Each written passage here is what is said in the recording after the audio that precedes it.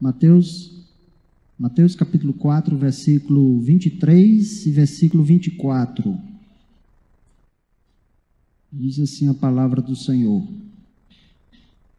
E percorria Jesus toda a Galileia, ensinando nas sinagogas e pregando o evangelho do reino, e curando todas as enfermidades e moléstias entre o povo. E a sua fama percorreu toda a Síria, e traziam-lhe todos os que padeciam, acometidos de várias enfermidades e tormentos, e os endemoniados, os lunáticos, os paralíticos, e ele os curava. Toda a honra e toda a glória seja dada ao nome de Jesus. Aleluias. Irmãos, a gente tem falado aqui a respeito do ministério de Jesus, aqueles pontos mais importantes a respeito daquilo que Jesus destacou durante o seu ministério, e um desses foi exatamente a cura e a libertação. Jesus, quando ele vem até a terra, irmãos, ele vai fazer um trabalho completo, não parcial. E Jesus, uma das coisas que logo no início do ministério dele, ele já demonstra que há algo que precisa ser consertado no homem. Nós falamos na quarta-feira passada a respeito de que não existe cristianismo sem primeiro haver o reconhecimento dos seus pecados, sem primeiro haver o arrependimento dos seus pecados, sem haver uma disposição da sua parte em mudar, em seguir, em servir a Deus de verdade, em procurar acertar os erros, as falhas que você tem cometido no seu dia a dia. E como você consegue isso? Reconhecendo aonde você erra, reconhecendo aonde você peca, pedindo a Deus misericórdia, perdão, compaixão pelas suas falhas e seus pecados. Isso é importante e é necessário. Mas também existe uma ênfase no ministério de Jesus a respeito do mal que assola o corpo do homem. Porque quando o pecado entra no mundo, quando o pecado entra na história da humanidade, ele não vai afetar só a alma, só o espírito do homem.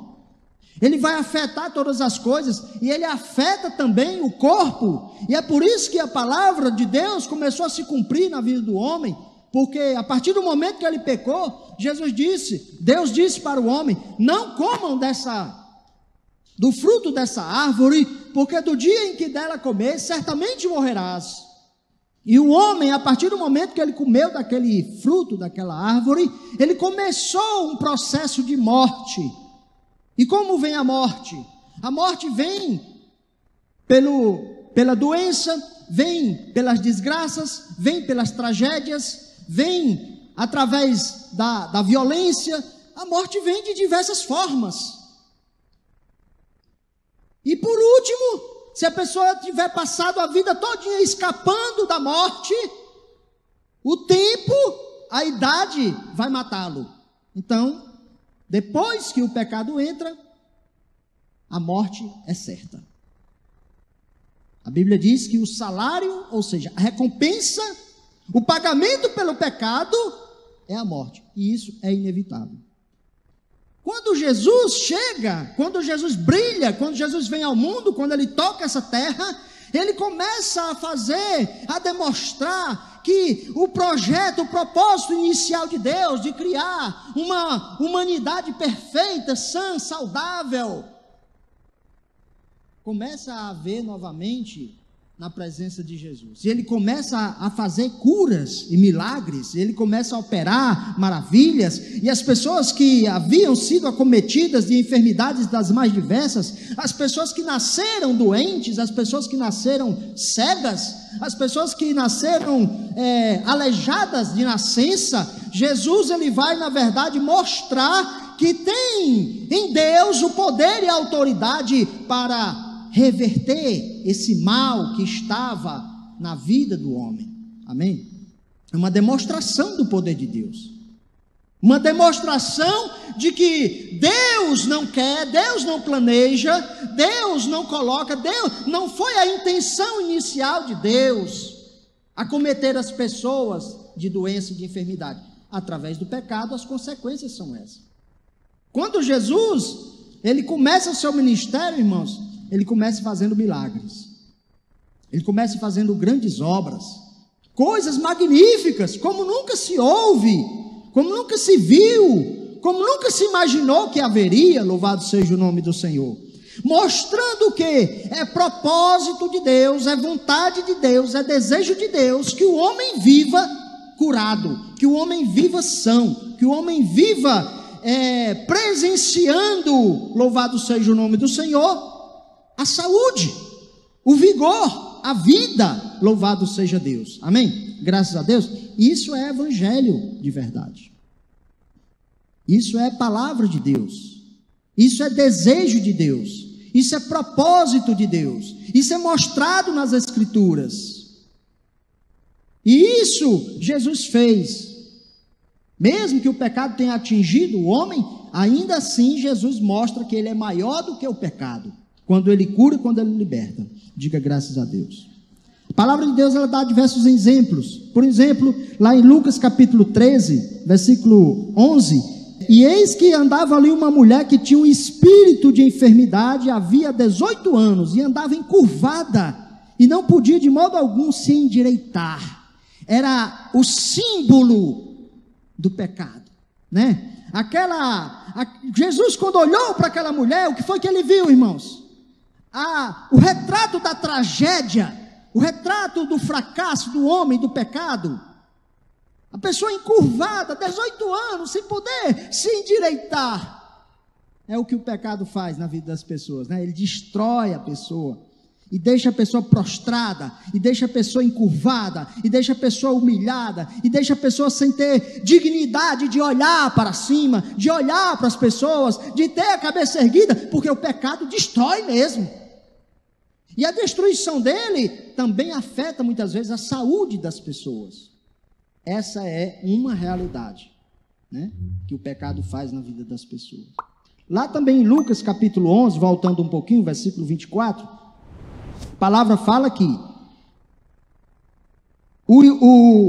Jesus vai falar ali dos espíritos imundos, né? Porque também era uma consequência, não só as doenças naturais, as coisas que aconteciam às pessoas, mas também os demônios se apropriavam das pessoas.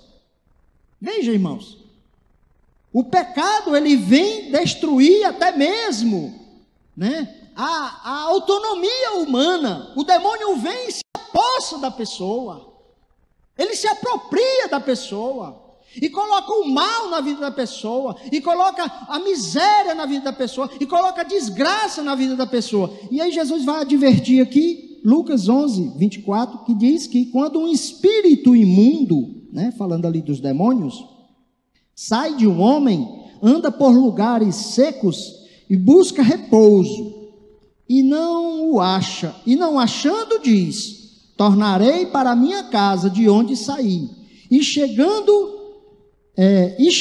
acha a varrida e a adornada, então vai e leva consigo outros 7 espíritos piores do que ele, e entrando habita ali, e o último estado deste homem é pior do que o primeiro. Olha só o que o demônio faz na vida da pessoa. Ele se apossa da pessoa, causa desgraça e tragédia na vida da pessoa, mas quando ele é expulso da vida da pessoa, e era isso que Jesus fazia, expulsava também os demônios, expulsava também o mal da vida das pessoas, ele passa um tempo procurando lugares. Se ele não achar outra pessoa, se ele não achar outro lugar, se ele não achar outra casa vazia, o que ele faz? Ele diz assim: vou voltar lá para ver como é que está. É mais ou menos isso que a palavra está dizendo. Tu já notou que quando um crente daqueles bem fervorosos, quando ele cai, quando ele se desvia, alguém lembra de algum caso aí? Quando um crente daqueles fervorosos, que anda com a Bíblia na mão, que ora, que busca a Deus, quando ele cai, como é que é? Ele fica pior do que o que ele era antes. Mas é a palavra que está dizendo, irmãos. A palavra diz que o demônio vai, quando ele volta, ele vem com 7. Para quê? Para destruir 7 vezes mais do que aquela pessoa era destruída. Para acabar de vez com a vida daquela pessoa. A intenção do mal, do demônio, do diabo, de Satanás é destruir a criação de Deus. Você, eu, nós somos a criação de Deus, né? A imagem e a semelhança de Deus. Aquilo que Deus fez e disse: eis que isso é muito bom, louvado seja Deus. Era a glória de Deus, era para o louvor de Deus, é para que Deus fosse glorificado e exaltado. Mas aí o diabo vem lá por causa do pecado, da autoridade que o homem dá, das brechas que o homem dá, deixa as portas abertas, deixa, né, o lugar limpo e arejado para que ele possa entrar e fazer a desgraça que ele quer fazer. Jesus vem combater essas coisas. Jesus, a gente poderia aqui citar, né, mais de 30 exemplos de pessoas que tinham a vida destruídas, a vida arrasada, e Jesus foi lá e consertou. Amém, Jesus? Jesus foi lá e abençoou, louvado seja Deus, aleluia. Diga graças a Deus. Quem pode aplaudir Jesus? Amém? Glória a Deus.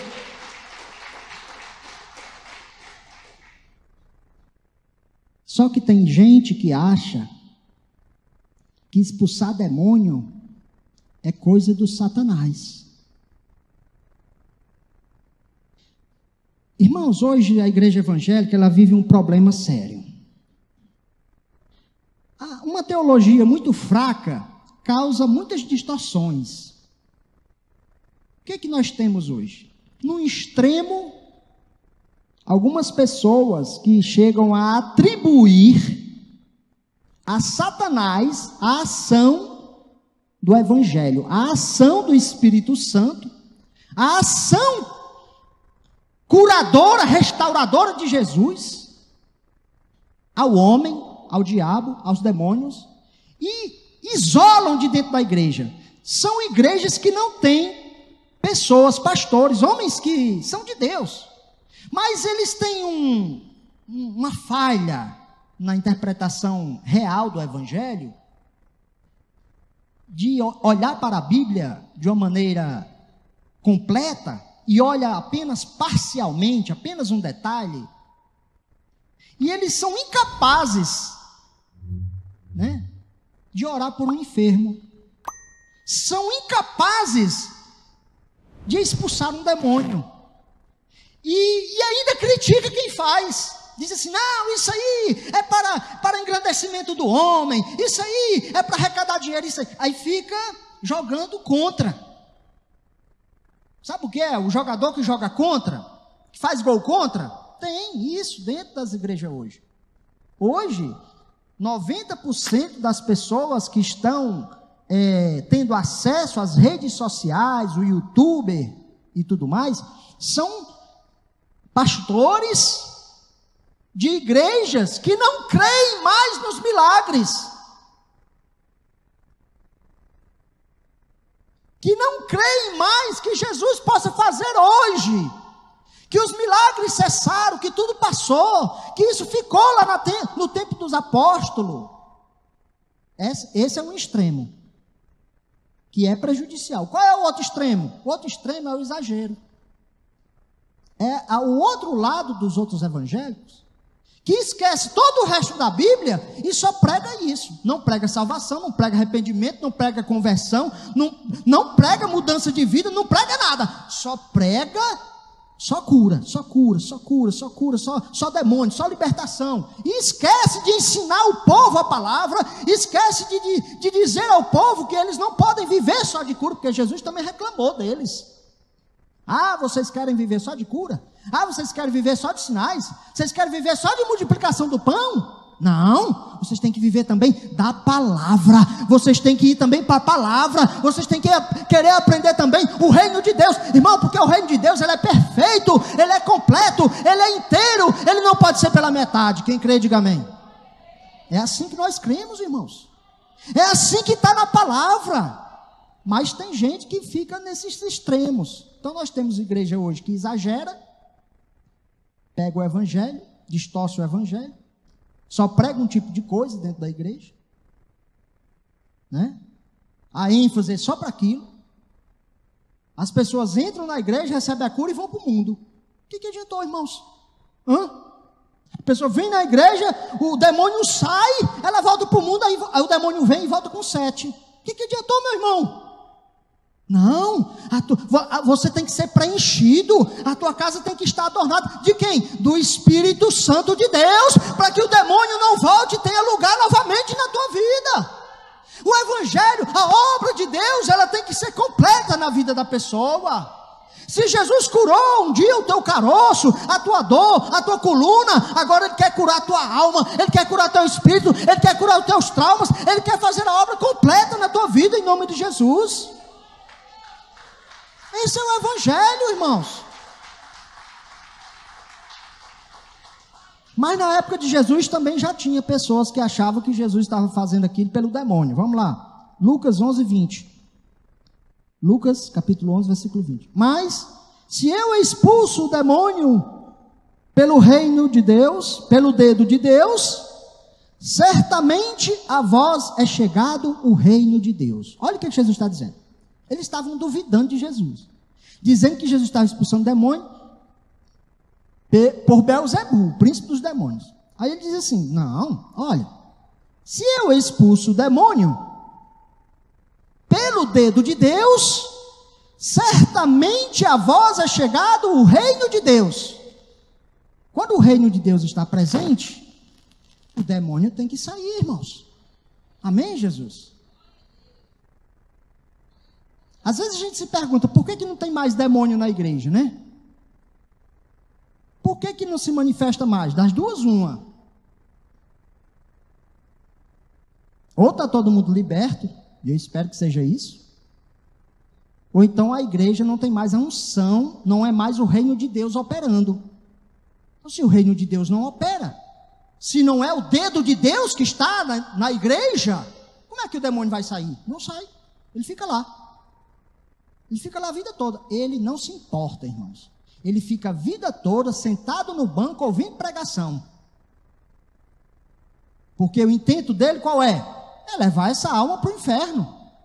Ele não quer saber. Ah, está indo para a igreja? Deixa ir para a igreja. Ah, tá lá, louva, mas o que tem?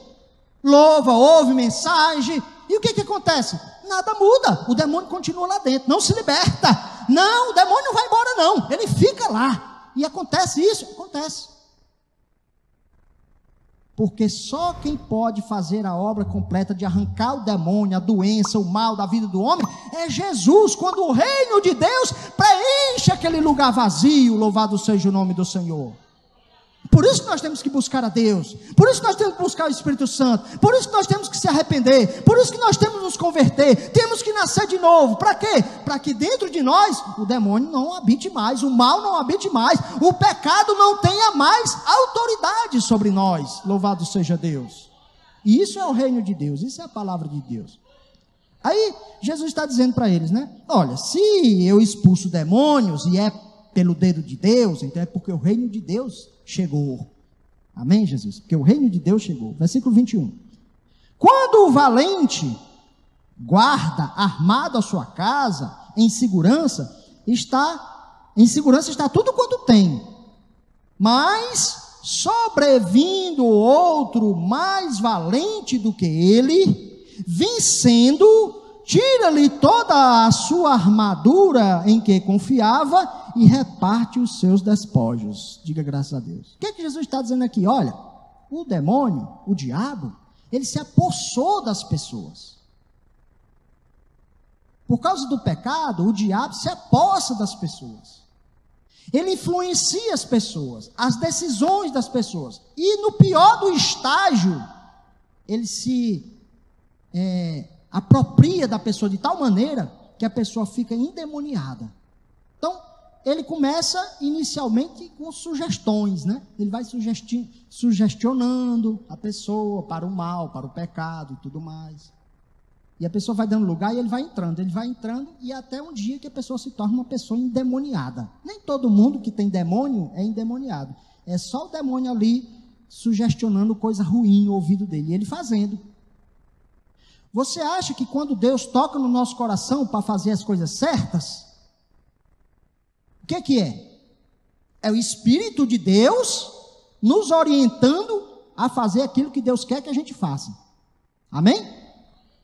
E quando a pessoa faz errado, o que é? É o espírito do demônio. É o diabo, Satanás, o rebelde.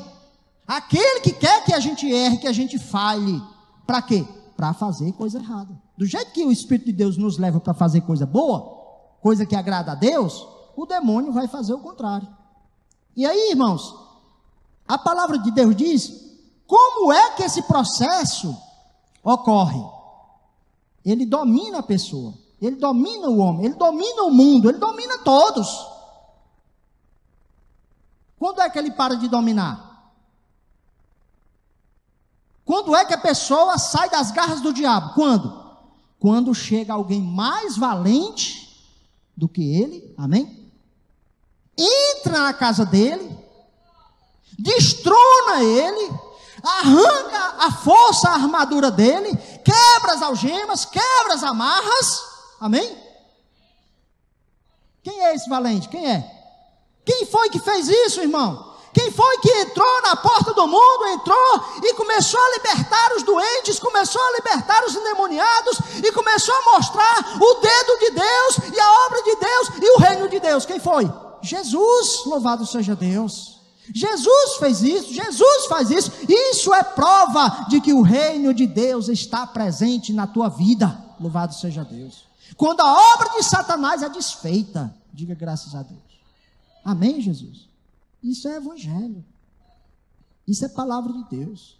O apóstolo Paulo, né? Ele fez alguns milagres, o apóstolo Paulo. Ele, né, o ministério dele não foi tão baseado em sinais, mas ele dizia, lá em Coríntios capítulo 2, versículo 4, né? Não só nesse versículo, tem outro, só anotei esse. As minhas palavras e a minha pregação não consistem em palavras persuasivas de sabedoria humana, mas em demonstração do Espírito e de poder. Por quê? Porque Paulo vivia numa sociedade onde as pessoas só valorizavam o discurso e a palavra. Aí ele vai dizer, não, eu vim com vocês com palavra, foi com ensino, foi. Mas não foi só com isso não, foi com Espírito e foi com poder também, louvado seja Deus. E Paulo fez. E Paulo operou milagres também, porque ele era homem de Deus, cheio do Espírito Santo de Deus. Você pode acompanhar lá em Atos dos Apóstolos, a partir do capítulo 9, que você vai ver o ministério de Paulo. Quantos milagres ele conseguiu fazer. Amém? Chegou a um ponto de que ele fez um milagre lá, que as pessoas começaram a achar que ele era Deus. Ele disse, não sou Deus não, sou servo do Deus que opera milagres. Então, igreja, os pentecostais hoje, eles estão acuados, amedrontados, com medo de orar pelos enfermos, de orar pelos doentes. Eles estão com medo de falar em línguas, eles estão com medo de buscar o Espírito Santo. Sabe por quê? Porque eles só escutam coisa no YouTube dizendo, não, isso aí é coisa do passado, não, isso aí é coisa não sei de quê, e não, isso aí não sei o quê. E os homens, irmãos, os homens, eles têm argumento para isso. Mas eu não fico com o argumento do homem quando eu leio o Evangelho. Quando eu leio o Evangelho, eu fico com o Evangelho. O Evangelho diz que Jesus cura, o Evangelho diz que Jesus salva, o Evangelho diz que Jesus voltará, o Evangelho diz, irmão, que o Evangelho de Jesus, o reino de Deus, ele é completo. Amém, Jesus? Ele opera milagres, ele expulsa demônios, ele batiza com o Espírito Santo ainda hoje. Sabe por que ele não batiza hoje? Porque você não jejuou, porque você não desejou, porque você não ora, porque você não se arrepende, porque você não derrama lágrimas, porque você não se rasga na presença de Deus, como os primeiros cristãos faziam. Eles se colocavam diante de Deus e diziam, Senhor, me dá o teu Espírito Santo, me dá autoridade sobre os demônios, me dá autoridade sobre as enfermidades. Senhor, eu preciso mostrar que o Espírito Santo está comigo, para que as almas sejam libertas do poder de Satanás. Quando eles faziam isso, Deus ia e operava. Mas a igreja acha que não precisa mais hoje, né? A igreja acha que não precisa. Mas será que não precisa? Você acha que o mundo do jeito que está aí hoje, as pessoas do jeito que estão aí hoje, vida destruída, casamento destruído, isso não é demônio não, irmãos? Isso não é pombagira do inferno não, hein? Tu acha que isso é só coisa da mente humana? Não, a palavra diz, irmãos, que nos últimos dias o demônio, ele vai se revoltar mais ainda, ele vai trabalhar mais ainda, ele vai se esforçar mais ainda, porque ele sabe que lhe resta pouco tempo. E ele vai fazer de tudo para destruir as pessoas. Então nós vivemos hoje nesse extremo. Uns pegam o evangelho, distorcem, faz uma baboseira qualquer, um monte de maracutaia, esquece a palavra por inteiro e vive só em função de arrecadar, porque é claro, né, irmão, por exemplo, se eu dissesse que todos os doentes que vierem aqui hoje eu vou curar, vai encher essa igreja. Mas Jesus não fala, Jesus não age dessa maneira. Ele nunca agiu dessa maneira. Quando as pessoas queriam propagar os milagres de Jesus, ele disse assim: olha, não fale nada para ninguém, não precisa falar. Eu te curei, eu te libertei, eu fiz isso, porque Deus tem misericórdia, Ele vê o estado deplorável do homem como ele está. E Deus tem misericórdia, Ele quer curar, Ele quer abençoar, Ele quer fazer coisas grandiosas na vida da pessoa. A partir do momento que você faz um marketing, aí geralmente isso aponta para o homem, aí aponta para o pastor, para o bispo, para o apóstolo, para lá a outra pessoa. E essa pessoa começa a criticar os outros, começa a criar intrigas entre as igrejas, começa a se degladiar uns com os outros. Por exemplo, a gente já viu aí na televisão, você já deve ter visto em algum vídeo aí, um pastor de uma determinada igreja entrevistando o demônio. Aí o demônio diz assim: eu venho lá da igreja tal. Aí o cara pegou o vídeo da outra igreja lá, da igreja que o demônio disse que estava vindo de lá. Aí o outro pastor, né, inimigo, que são inimigos. Veja bem, se cabe na cabeça de quem? Pastor de Deus, ungido de Deus, inimigo do outro. Já tem alguma coisa errada. Sim ou não? Sim ou não? Viu, irmãos? Veja bem, irmãos, eu sou de uma igreja, eu prego o evangelho, curo os enfermos, prega a palavra, as almas se convertem. Tem outro pastor ali que diz que faz a mesma coisa. Aí nós somos inimigos um do outro. Espera aí, tem alguma coisa errada nisso aí ou não tem? Aí o demônio aqui diz assim: eu venho lá da igreja fulano de tal. Não vou dizer aqui não é porque está sendo filmado. Aí, eu venho lá da igreja fulano de tal. Aí o que você está fazendo lá? Lá eu pinto e bordo, lá é uma maravilha, lá eu faço, lá eu isso, não sei o quê. Acusou o outro pastor que só tinha demônio lá. Aí o cara pegou e filmou a mesma coisa, que passa direto na televisão, né? Nos programas de televisão. Aí filmou da outra igreja, dessa igreja agora. E aí tu, demônio, o que você está fazendo aqui? Não, eu estou vindo lá da igreja do fulano de tal. E o que você está fazendo? Não, lá é meu canto, lá eu fico lá eu acabo com a vida das pessoas, lá eu deixo. Olha aí, irmãos, o demônio colocando um pastor contra o outro, um bispo contra o outro. E eles ainda acreditam que estão fazendo a obra de Deus. Nós não podemos ir por esse caminho. Mas também não podemos ir pelo caminho do cessacionista, que diz que não tem mais milagre, que Jesus não opera mais, que Deus não tem mais interesse em libertar uma pessoa doente, que Deus não precisa mais mostrar Deus não precisa mostrar nada, Deus não precisa provar nada, Deus não precisa de nada, mas quando Ele quer, Ele arranca o demônio da vida da pessoa e o demônio vai embora. Quando Ele quer, Ele arranca o mal da vida da pessoa e o mal vai embora. Se Ele quiser levantar o aleijado, Ele levanta, e eu não duvido disso de jeito nenhum. Isso é evangelho, é palavra, está escrito, meu irmão. Arranque isso da Bíblia, aí eu vou concordar com eles. Essa teoria de que Jesus não faz mais, que não opera mais, que isso foi só no primeiro século, tem uma questão histórica longa que eu não vou falar aqui para não cansar os irmãos, né? Mas a reforma, ela não foi uma reforma perfeita.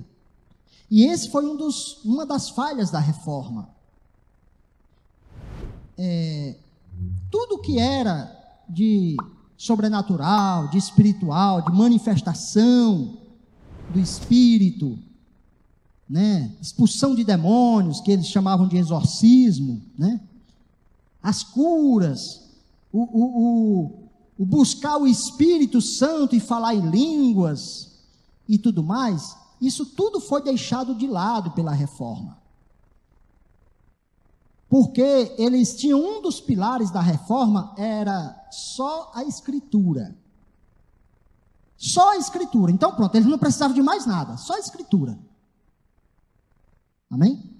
Amém. Foi bom porque eles se voltaram para a palavra e mostraram a escritura para as pessoas, isso foi maravilhoso. Amém? Mas até um dia que alguém olhou para a escritura como ela é, completa, verdadeira, o evangelho completo, não só um lado do evangelho não, o evangelho por inteiro, e começaram a ver que Jesus pode curar, que Jesus pode libertar, que Jesus pode expulsar demônio, que Jesus pode batizar com o Espírito Santo de novo, porque o evangelho, ele é completo, só a escritura, irmão, nós não ficamos só com a metade da escritura não, nós ficamos com a escritura por inteiro, em nome de Jesus, louvado seja Deus. Não é só naquilo que a gente, não, vamos tirar isso aqui, porque isso aqui pode confundir, já que a gente está fazendo uma reforma, vamos deixar isso aqui escondido para a gente discutir depois. Foi isso que eles fizeram. Porque tinha uns problemas lá com a igreja católica, né? Questão dos milagres, aquelas peregrinação e tudo mais. Não, vamos tirar os milagres. Vamos tirar os milagres, deixa para lá. Depois a gente conversa sobre isso. Foi isso que aconteceu. Mas aí muitos pegaram, e ainda hoje, né? Homens de Deus, que a gente escuta com tanto carinho, né? Que pregam tão bem, que expõem a palavra tão bem, falam mal do evangelho completo. Irmãos, pode ter certeza que Jesus não é um esclerosado. Jesus não teve Alzheimer aos 33 anos de idade, não. Se fosse para não haver isso na pregação verdadeira do evangelho, ele teria dito. E não foi isso que ele disse. Ele disse: ide, pregai, ensinai, expulsai e curai e fazei a obra do Senhor. Vão pelos 4 cantos da terra, para onde vocês colocarem, onde vocês chegarem, os enfermos serão curados, os demônios serão expulsos, os pecadores se arrependerão, vocês farão discípulos, grandes coisas, grandes milagres, obras maiores do que as que eu fiz, daquelas que eu fiz, vocês farão. Louvado seja Deus. Jesus não disse isso não, irmão. Ele disse. Foi as palavras finais dele. E eu fico com Jesus. Gosto muito dos meus irmãos sensacionistas. Gosto deles. Eles pregam bem, são maravilhosos. Mas eu prefiro ficar com Jesus. Amém, Jesus? Eu prefiro ficar com o evangelho completo. Eu prefiro ficar só na escritura inteira, em nome de Jesus. Diga graças a Deus. Agora, irmãos, a gente tem que entender que para tudo isso acontecer, né, irmãos, não é só com grito, né? Não é só com grito, não. Esses homens que presenciaram, que sentiram que foram canais de Deus para ser usados por Deus, para expulsar demônios, curar enfermos, fazer sinais na natureza, né? Coisas grandiosas. Esses homens eram homens de Deus, buscavam a Deus, eram tementes a Deus, se dedicavam ao Senhor, viviam uma vida consagrada ao Senhor. E talvez seja essa nossa displicência espiritual que causa esse marasmo na igreja hoje. A igreja não consegue demonstrar poder, a igreja não consegue demonstrar força espiritual, a igreja não consegue demonstrar, né? Demonstra, porque a gente vê todos os dias, né? Nos testemunhos dos irmãos, na oração aí do meio-dia, na oração da noite, os irmãos dando testemunho, mas aqueles sinais grandiosos, né? Aqueles sinais do cego de nascença enxergar, isso aí requer um nível com Deus muito mais elevado. Todos concordam com isso, até os pentecostais concordam com isso, né? Não é da maneira como as pessoas fazem hoje. As intenções de muita gente que opera, que faz milagres e tudo, são intenções deturpadas. Intenções que muitas vezes estão recebendo influências do diabo, para engrandecer uma denominação, um nome, uma placa, uma pessoa, colocar uma pessoa num pedestal e esquecer a glória de Deus. Não, os milagres eles são para a glória de Deus, é para mostrar poder de Deus, não poder do homem, que o homem não tem nada, o homem tem... Na verdade, o homem era para ser endemoniado, ele não é, porque Jesus já libertou ele.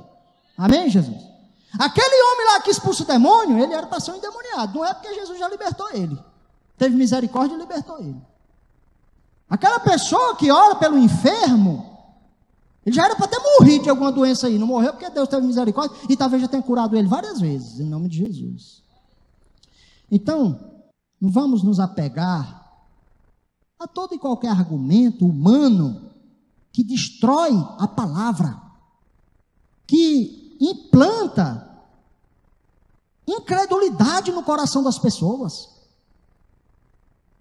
Tem igreja que não consegue orar, meu irmão. Senhor, nós agradecemos em nome de Jesus, amém. Não consegue orar, não consegue fazer uma oração específica, não consegue dizer, Senhor, vai na casa do irmão fulano de tal, e arranca aquele mal do coração dele. Não tem coragem de dizer isso, pelo amor de Deus. Onde é que está a fé? Onde é que está a fé dessa pessoa?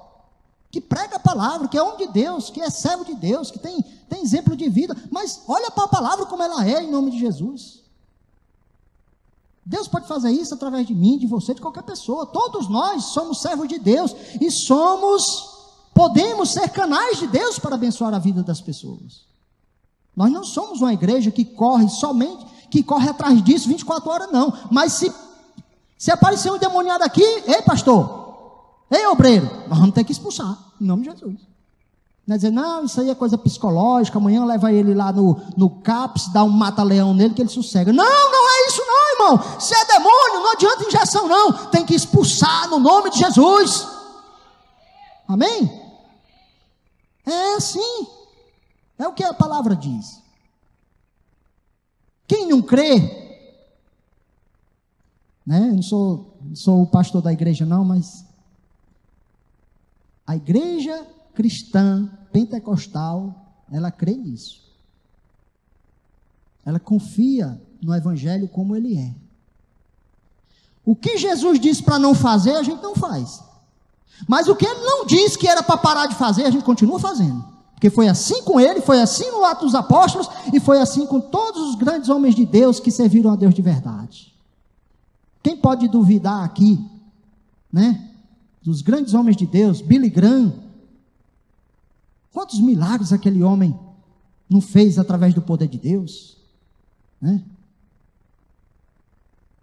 Homens de origem reformada, tem testemunho deles orando por enfermos e os enfermos sendo curados, como Spurgeon,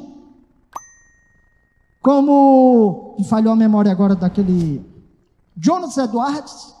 Vários homens de origem reformada, que em algum momento da vida Deus operou milagre através deles, como se Deus opera milagres hoje ainda. Amém, Jesus? Ele é o mesmo, ele não muda. Diga graças a Deus. Eu creio em nome de Jesus. E a igreja tem que continuar crendo. Não vamos divulgar uma vida cristã sem fé, sem crer em Deus, sem confiar em Deus, no Deus que opera. Não vamos divulgar isso não.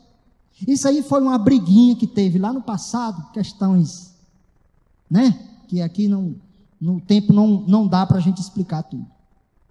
Vamos crer na palavra como ela é. Só a Escritura, por inteiro, em nome de Jesus, amém? Vamos ficar de pé em nome de Jesus? Diga graças a Deus. Aleluia.